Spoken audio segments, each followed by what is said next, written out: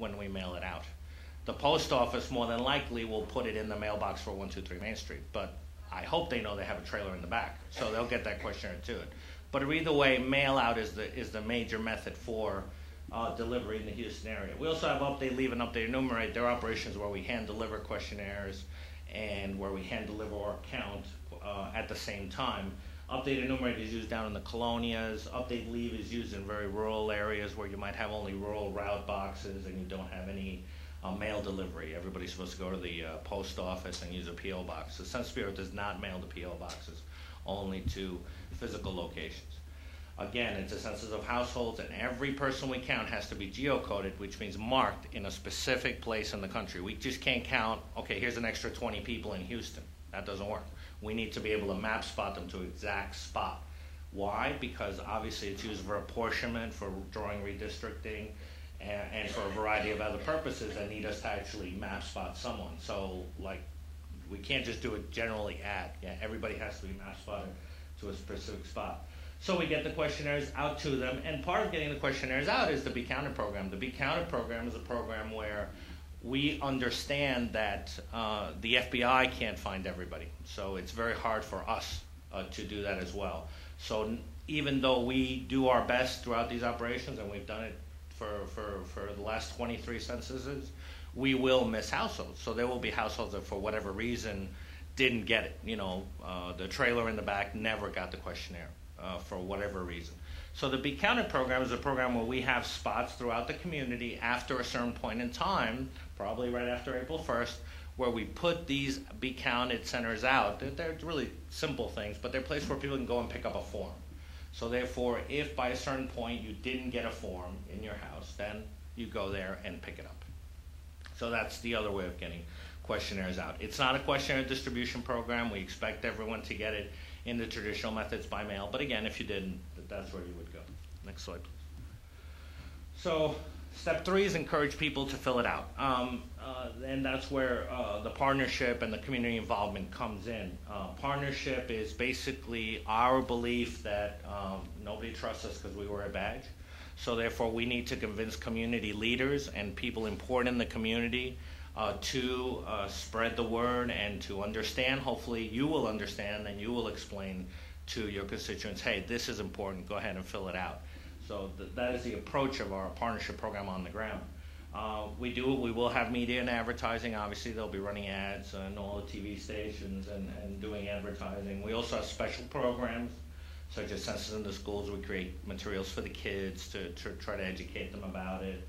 A religious program, material for faith-based initiatives, appealing to different faith-based groups so that they can be communicated either through the normal church communications or through the pulpit or whichever way it might work.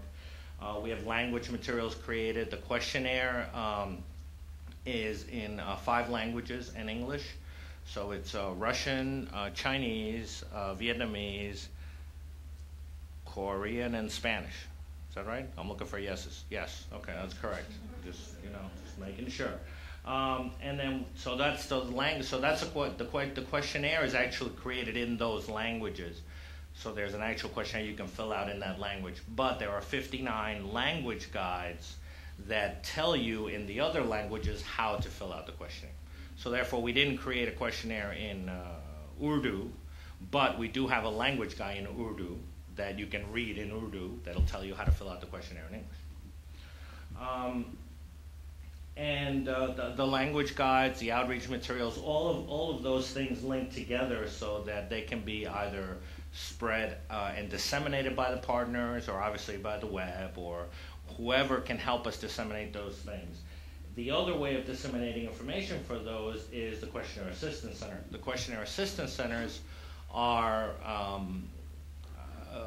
booths, for lack of a better word, that we will set up in certain locations for about a 1-month period from the time the questionnaire starts coming out to when they can no longer fill it out, that will be staffed by Census Bureau employees to help people if they have issues with the questionnaire.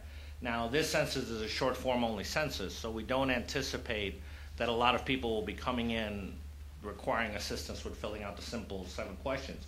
But nonetheless, that's where it'll be used for publicity, outreach, letting people know that it's at time, fill out the questionnaire. And also if they need language assistance, obviously they'll be there. There's also phone numbers on the advanced letter for language assistance, as well as phone numbers on the questionnaire where you can call up and get language assistance. There's also the bilingual questionnaire, which is something new for Census 2010, which I'll talk about in a second. So, okay, step 4 in the basic simple census process is chase after the ones that don't respond. And we really do mean chase, because what we do is a non-response follow-up operation.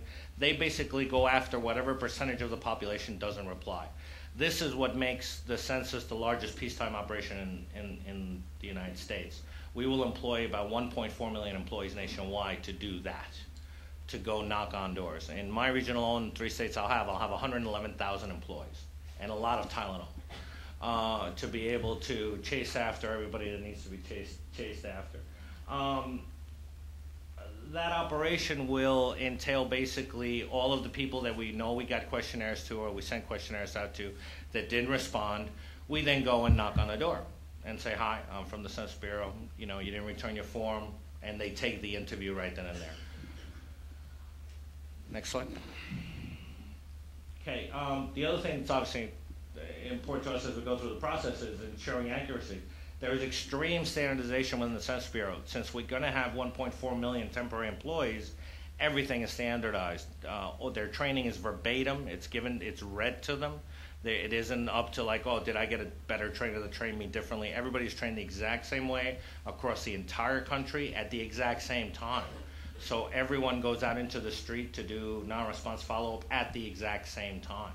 So it's a very massive operation requiring a lot of community involvement and support as well, because the local census offices that have to coordinate it will be going out to get, we need training sites, we need testing sites, they'll need a lot of logistical support that they go out on as well. We do have quality assurance, quality control as we go through, and we have coverage measurement at the end, which basically recounts a certain percentage of what we do to determine what the error rate is. Nobody ever hears about an error rate because it's usually called an undercount, but that's what it is. The undercount is our error rate, or how we did wrong. So we have a program that measures that, and will measure that and produce numbers for that at the state level, this census. So therefore they'll say, okay, in Texas, you missed this percentage. Now, undercount is really where we put the majority of our efforts. I understand that it's very hard to find every single human, especially the ones that don't want to be found. So what do we do? Well, the important thing is to try to make sure that the differential undercount is eliminated. What differential undercount means is that we miss some people more than others. So we tend to miss, for example, young African American males. We tend to miss Hispanics. We tend to miss children under 2 years old. There are certain population groups that statistically, when you look at it, tend to be undercounted. So therefore, what we need to do is make sure that those groups that are undercounted are evened out with the rest of the population. So at the national undercount doesn't have a tremendous differential undercount.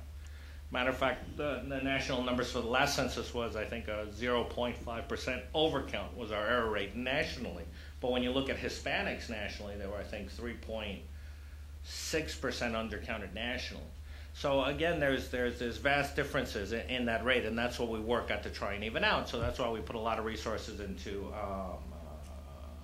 minority populations or hard-to-count areas that have low response rate.